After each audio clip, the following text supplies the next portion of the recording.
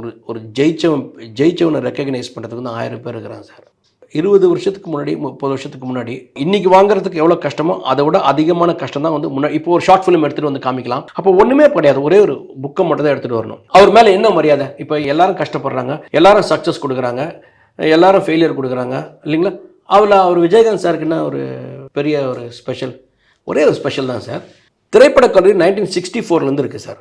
64 வந்து நிறைய தொழில்நுட்ப கலைஞர்களை வந்து வெளியில் வந்திருக்காங்க. டைரக்டர் வந்திருக்காங்க, கேமராமேன் இருக்காங்க, சவுண்டர் எவ்வளோ வந்திருக்காங்க. 64 86 22 வருஷத்தில் திரைப்படக் கல்லூரி மாணவர்கள்னா அவங்களுக்கு எப்படி வந்து ஒரு முத்திரை இருந்ததுன்னா, இவங்க வந்து ஒரு ஆர்ட் ஃபிலிம் எடுப்பாங்க, ஒரு அவார்ட் ஃபிலிம் எடுப்பாங்க, அப்படி தான் இருந்தது. ஒரு ஆபாவனன்ற ஒரு மிகப்பெரிய ஆளுமை ரோடை வந்து உடச்சி தள்ளுறாரு.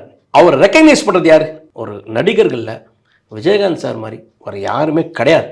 இப்பவும் கிடையாது. ஜெயிச்சதுக்கு அப்புறம் வருவாங்க.